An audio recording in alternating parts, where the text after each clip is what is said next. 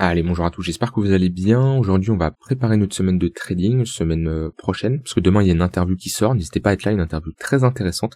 Vous avez aimé le format de la dernière fois, donc voilà, il y aura le même. Donc on va préparer notre semaine, on va voir les différentes annonces économiques qui tombent. On parlera de BTC, Ether, 3 altcoins qu'on est demandé d'analyser. J'ai Myota, KMNO et ICP.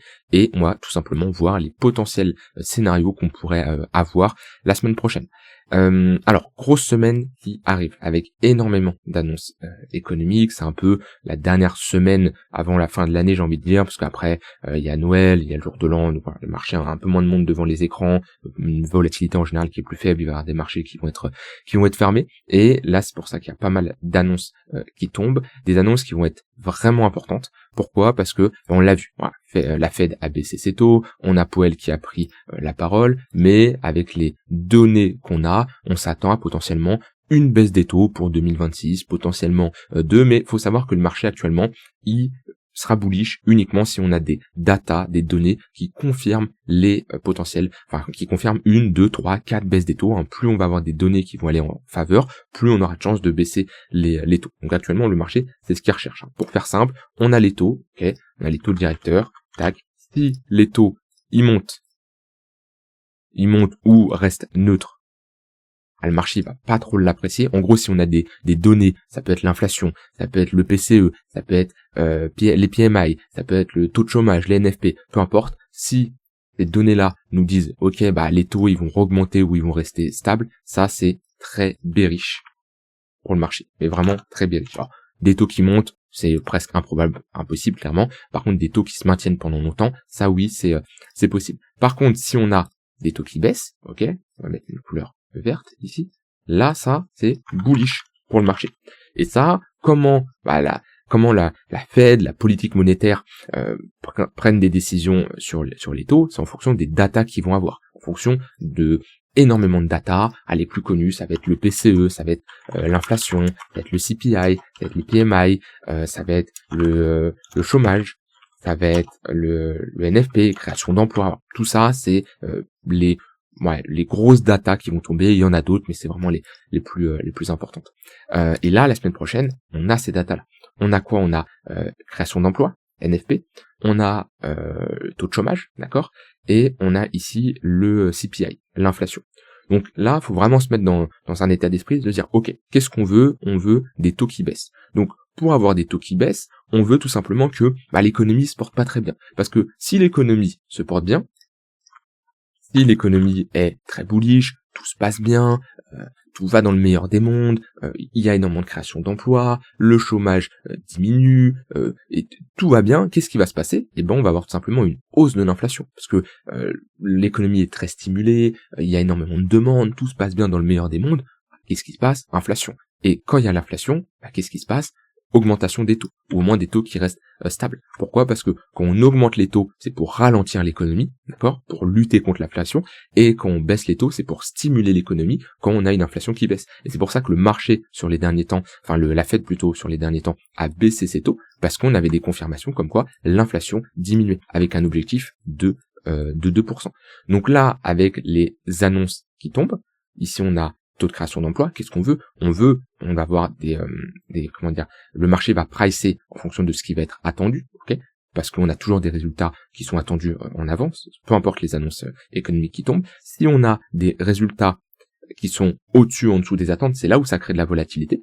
Et ce qu'on veut, création d'emplois, on veut moins de création d'emplois que de prévu. On veut un taux de chômage important, ce qui nous montre que l'économie, ça se passe pas bien, c'est pas bien. Pourquoi ? Parce que comme ça, la Fed aura plus de chances de baisser ses taux. On veut ici une inflation qui baisse, d'accord ? On va avoir des confirmations, on va être en dessous des attentes. Parce qu'on peut avoir une inflation qui baisse, mais si on est conforme aux attentes, ça va pas changer le marché. Ce qu'on veut, c'est vraiment des news qui choquent le marché, qui nous montrent que, ok, on est carrément en dessous des attentes ou au-dessus, en fonction des annonces. Et tout ça, ça va nous permettre tout simplement de potentiellement baisser les taux. Parce que là, on l'a vu ensemble. Hop, à ce niveau-là, je vais retourner là-dessus. Tac.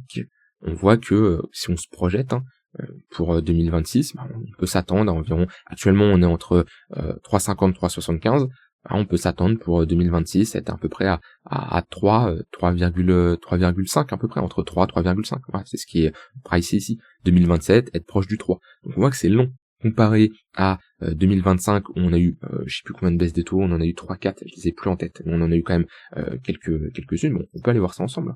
Hop, on va mettre une charte là, tac, voilà, vous voyez, hop, 2024, 2025, on a eu 2 baisses des taux, on a eu 3 baisses des taux 2025, 1, 2, 3, on était ici à 4, il me semble qu'on a eu 2 ou 3 baisses des taux, et on a commencé là, le pivot de la Fed avait commencé en 2024, et là on veut pas, voilà, c'est rare de toute façon déjà les plateaux, parce que là ce qui est pricé c'est quelque chose comme ça, hein. Ouais, on va se diriger vers les 3, mais sur 2026, 2027, c'est quelque chose de très lent. Pas comme ce genre de phase où on a eu une forte baisse des taux, Et idéalement pour le marché, c'est ce qu'on veut. Alors, pas trop rapide non plus, hein, parce que un marché qui baisse trop rapidement ses taux, c'est pas non plus la meilleure des choses, mais en tout cas plus rapide que ce qu'on a ici. Et pour ça, il faut avoir tout simplement, comme je l'ai dit, des annonces qui sont rassurantes pour la Fed et pour le marché. Voilà, et la semaine prochaine, comme je l'ai dit, pas mal d'annonces, donc faudra être devant les écrans, voir tout simplement ce qui se passe, trader si vous avez des setups, même si je trade pas trop les annonces économiques, sauf si j'ai des signaux assez intéressants, à forte probabilité. Alors, maintenant, au niveau du BTC, où est-ce qu'on en est? Toujours sur ce niveau de résistance, ça bouge pas, c'est pour ça que les revues sont assez rapides sur le Bitcoin, on se concentre sur les altcoins, on parle un peu de trading, je vous partage des conseils sur certains points, ok, mais là on est vraiment dans une phase où il y a rien à faire, on est revenu chercher à peu près le milieu de range, après avoir rejeté sur l'extrémité haute, on est le week-end, en général week-end faible volatilité, et souvent, ce qui est assez courant, c'est samedi, dimanche, hop, il se passe pas grand chose, et dimanche, fin de journée, on commence à pousser, un peu ce qu'on a fait ici, hein, vous voyez, samedi, dimanche, pas grand chose, et en fin de journée, là, 17h, hop, on commence à pousser.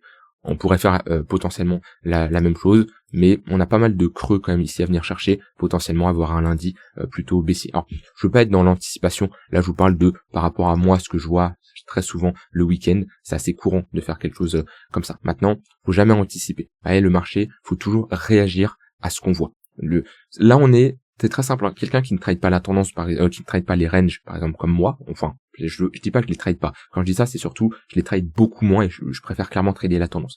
Là, ce qu'il faut se dire, c'est, il y a une bataille en cours. Il y a une bataille entre quoi? Entre des acheteurs qui soutiennent la borne basse et tout simplement des vendeurs qui soutiennent la borne hausse. La borne haute, pardon.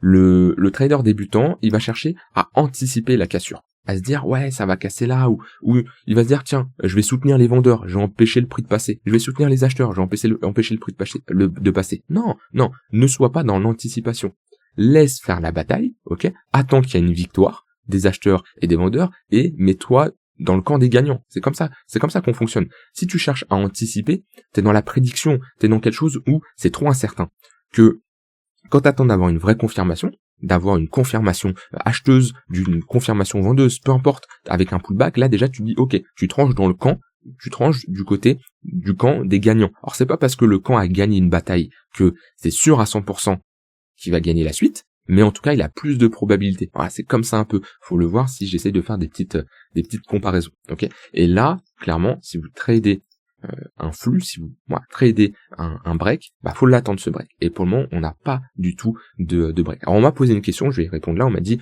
oui Nico, comment tu sais lorsqu'on a une vraie cassure? Alors, une vraie cassure, on peut le voir avec une hausse des volumes, on peut le voir avec un CVD qui break sur des plus petites unités de temps, par exemple en 1 heure, on veut voir un CVD fortement croissant, ce qui n'est pas le cas. Ouais, ici, CVD fortement décroissant, donc on n'a pas de break concret. On veut le voir également idéalement dans une période avec pas mal de volates, pendant la session de New York, en journée, pas spécialement la nuit ou encore moins le week-end ou un jour férié, parce que ça peut être beaucoup plus bancal et ça peut être souvent un faux break. On peut regarder ça, faut regarder également la clôture. Est-ce qu'on a une clôture qui est plutôt timide ou alors on a une clôture concrète? Vous voyez ici, hop, si je prends cet exemple-là, ici en H4, et on analyse ensemble les clôtures H4 au-dessus de ce niveau-là. Là, ok, là pas de clôture. Ici, pas de clôture, mais une mèche qui nous montre que, attention, réaction vendeuse. Ok, ensuite on réagit. Pas de clôture. Ici, on pourrait se dire, trop bien, j'ai clôture au-dessus de ce niveau-là, c'est bon, on a break. Regardez la tronche de la bougie. On a ici une mèche qui représente plus de 50% de la bougie, ce qui nous témoigne d'une réaction vendeuse. Bougie d'après, qu'est-ce qu'on a? Pareil, encore une mèche haute. Bougie d'après, mèche rouge. Bougie rouge. Ici, rien de concret, on passe en dessous, on réintègre. C'est pas ça un break. Là déjà, on a un break plus intéressant, sauf que maintenant, la cassure, elle est là, vu qu'on a fait un plus haut. Et là, on mèche. Et même si c'était ce niveau-là cassé, on n'a pas un break concret. Ça, c'est des fausses cassures que je n'aime pas voir. Si on prend des vraies cassures, ah, ça c'est une vraie cassure, ça c'est une vraie bougie, ah, une belle bougie, ça aussi. Mais quand on a ce type de bougie, ouais, c'est pas terrible. Regardez toujours, hein, les mèches nous racontent une histoire. Alors oui, faut prendre les clôtures pour vraiment attendre un break, mais regardez également les mèches. C'est bien d'avoir une clôture, mais si vous avez ici un range avec une phase de latéralisation, vous avez un break à ce niveau-là, et vous avez ici une bougie qui ressemble à ça, avec une mèche aussi haute là, où on ravale tout, ouais, ok, super, on break, mais bon, on a une bonne réaction vendeuse. Il y a une différence entre break et acceptation, comme j'aime souvent le dire. On peut très bien break, mais après, ce qu'il faut regarder, c'est quand on évolue au-dessus, est-ce qu'on s'installe ou est-ce qu'on réintègre? Ça, c'est deux choses qui sont complètement différentes. Et là, on voit clairement qu'on réintègre. Donc, pour le moment, sur le BTC, moi, mes scénarios de la semaine, je vais déjà surveiller l'ouverture du lundi, parce que lundi, on n'a pas d'annonce économique. Les annonces arrivent mardi et vendredi. Ok. Donc je vais surtout regarder le mouvement du lundi. Est-ce que j'ai une chasse au stop? Est-ce que j'ai un retour au niveau de l'extrémité haute, un retour au niveau de l'extrémité basse? La journée du lundi, on pourra repréparer notre semaine en fonction de comment lundi ça va bouger. Ça va me permettre de voir ok comment on commence cette semaine. Parce que, comme je dis, on a des annonces. Et les annonces vont être très très importantes. Maintenant, mon plan n'a pas trop changé. Si on commence à break ce niveau-là, le plus probable, c'est d'aller chercher les 99 000. C'est la prochaine target tout à fait réaliste. Si on tient les 99 000 et on veut aller plus haut, on peut ici aller chercher les 105 000 $. Ça, c'est niveaux de résistance. Après, il y a plusieurs manières de chercher des niveaux de retracement. On peut mettre des niveaux de résistance, on peut mettre des retracements de Fibo. On voit que les 0,382, ils sont presque en confluence avec les 99 000. Donc là, il y a une bonne zone. Bon, les 0,518, ils sont un poil en dessous, au-dessus, pardon.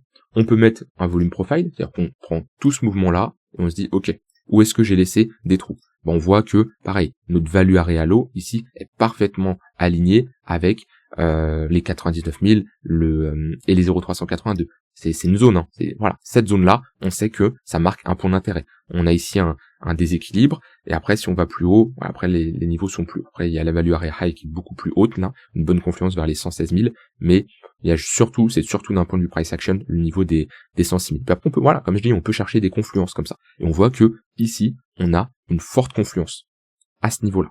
Hop, une très forte confluence de niveau. Alors ça sert à rien d'en chercher trop, parce qu'après je peux mettre des points pivots, non, voilà, on sait que là, ça c'est une grosse zone. Donc au cas où on franchit ce niveau-là, la prochaine zone c'est ici. Ce qui nous laisse quand même, voilà, si on joue un pullback, ça nous laisse quand même un 5-6% pour un swing là c'est tout à fait possible. Il y a de la marge. Et même ici, sur de l'intraday ou sur du scalp, on peut chercher à faire de la continuation de tendance, et on sait que quand on va s'approcher des 97 500, 98, 99, cette zone-là, on pourra se dire, ok, attention, on réduit la cadence, parce qu'on arrive sur un niveau de résistance.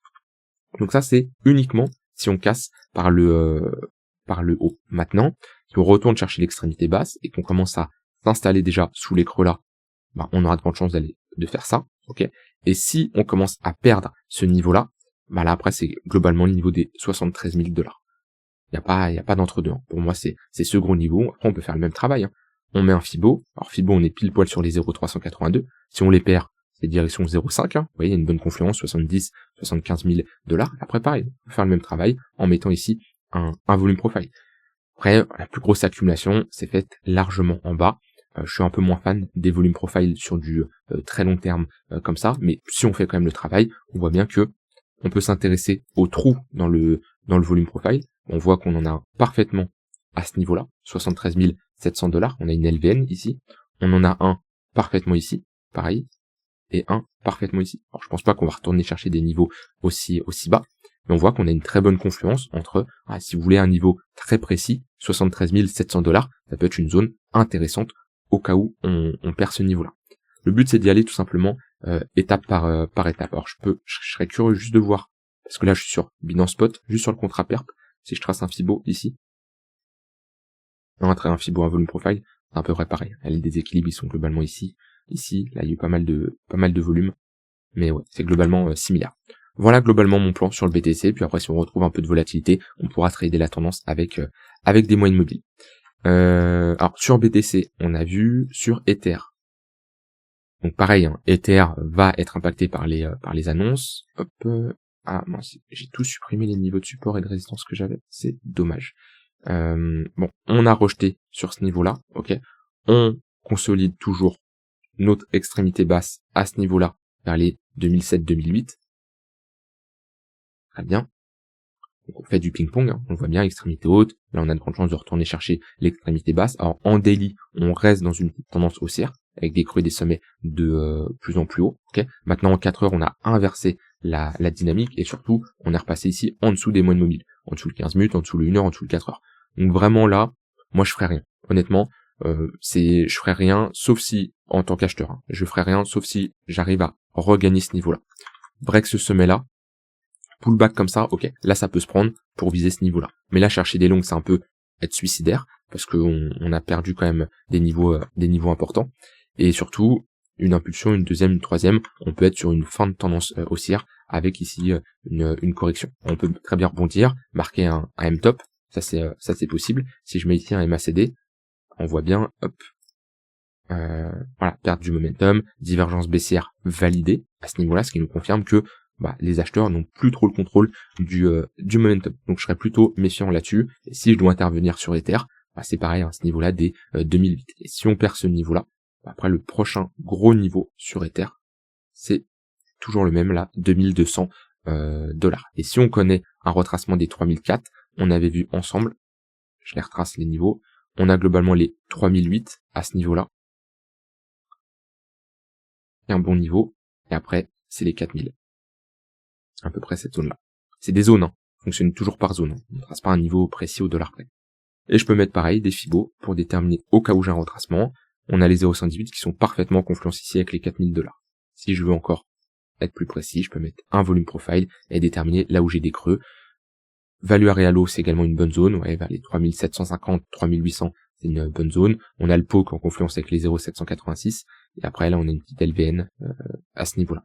Et le but toujours, c'est de chercher tout simplement des confluences. Voilà sur Ether, on va parler bien sûr du marché US, qui, j'espère, ça serait bien qu'il fasse un ATH cette semaine.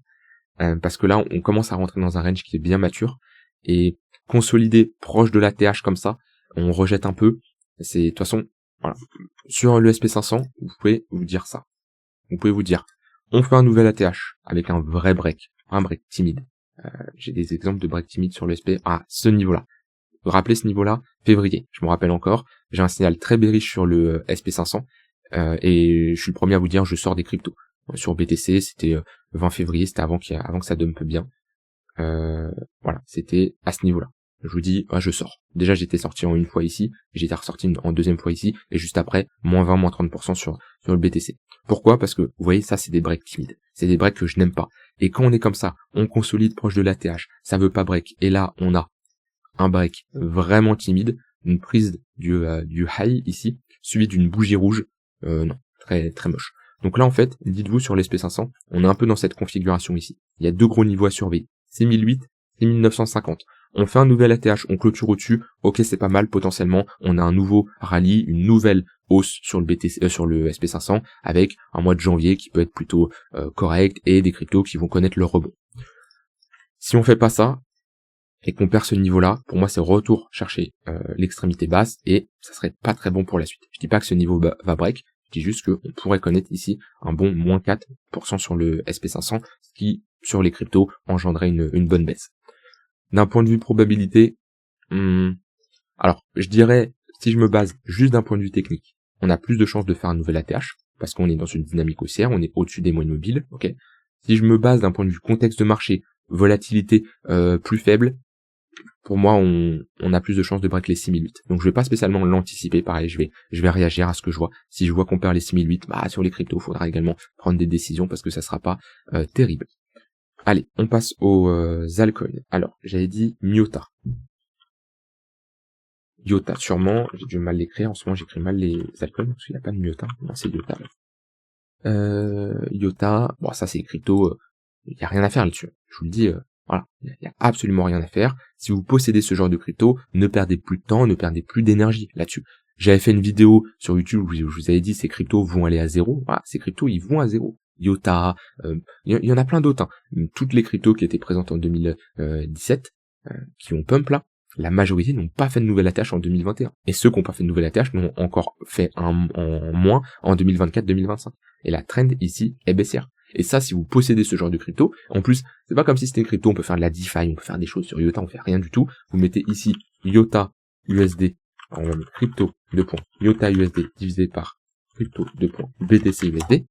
Voilà, regardez. C'est une crypto qui n'a jamais performé face au BTC. Alors, pendant des phases, oui, mais ça, c'est une crypto que vous pouvez posséder sur 1 mois, 2 mois, comme ça, allez, 3 mois, vraiment, si vous avez des signaux qui sont pas mal. Mais sinon, sur du long terme, c'est une crypto qui se fera surperformer par le BTC. Il y a rien à faire là-dessus. Il y a aucun signal d'achat, il y a rien. C'est une crypto, voilà. Il y a rien à faire.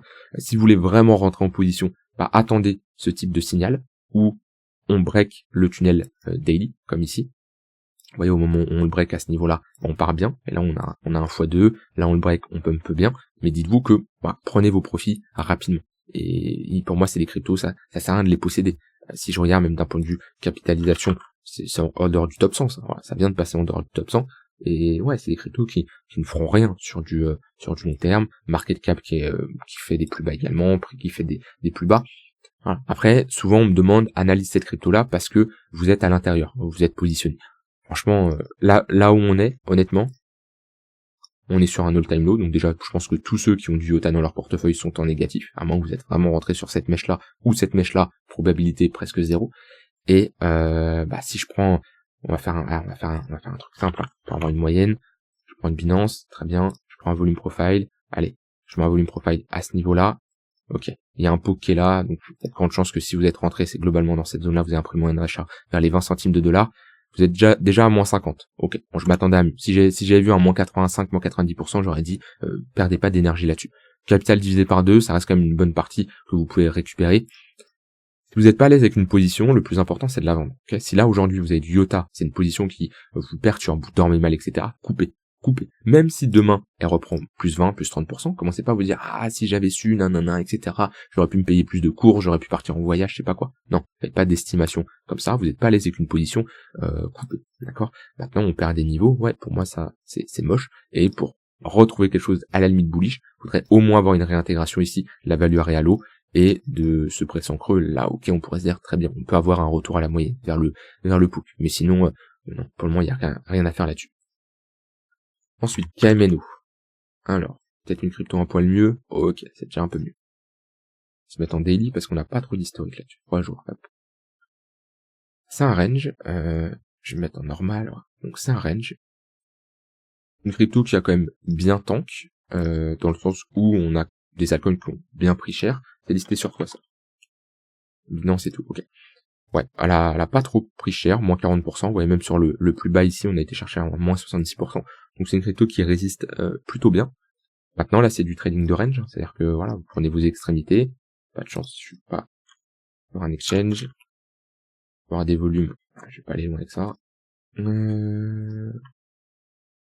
Ok, c'est peut-être long du tout. Bon, on va rester là-dessus, on va faire sans volume profile. De toute façon, c'est simple, notre extrémité basse, elle est ici.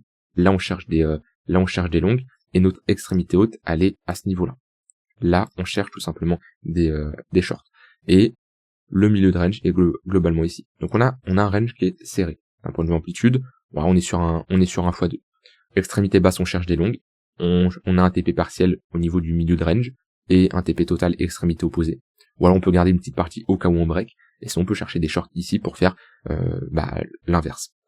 Le seul signal où on aurait un break concret, c'est si on sort de ce niveau-là. On break, on pull back. Voilà, ça peut se prendre avec une invalidation au cas où on a une réintégration. Et on pourrait ici se dire, ok, target numéro 1, 0,382, target numéro 2, 0,618. Voilà. En plus, il y a une bonne confluence ici d'un point de vue price action. C'est le seul setup que je verrai.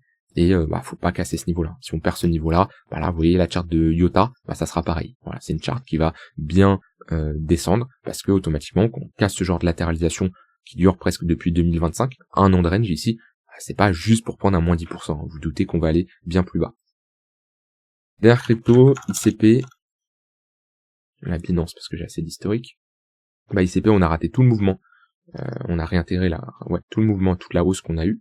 On revient chercher cette zone de demande.